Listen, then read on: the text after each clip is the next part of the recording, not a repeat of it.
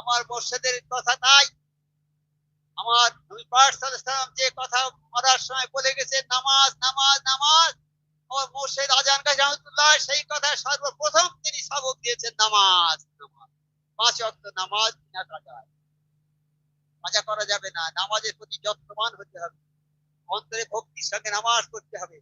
এই নামাজটা যেন আমরা 5 ওয়াক্ত নিজেরা পড়ি, নিজেদের বিবি বাচ্চা ছেলে মেয়ে সবাইকে পড়াবো, সবাইকে নামাজের কথা বলবো, এইটাই হবে আমাদের প্রথম কাজ। তাহলে এই যে সাহাবারা তারা এই বাড়িতে এসেই, বাইরে থেকে এসেই বলতো, এই নামাজটা পড়ো, সবাই নামাজ কায়েম করো, নামাজটা পড়ো, ওই আয়াতটা। হ্যাঁ, তোদের হে আমার পরিবার বর্গ, তোমরা নামাজের হেফাজত করো, নামাজকে হেফাজত করো।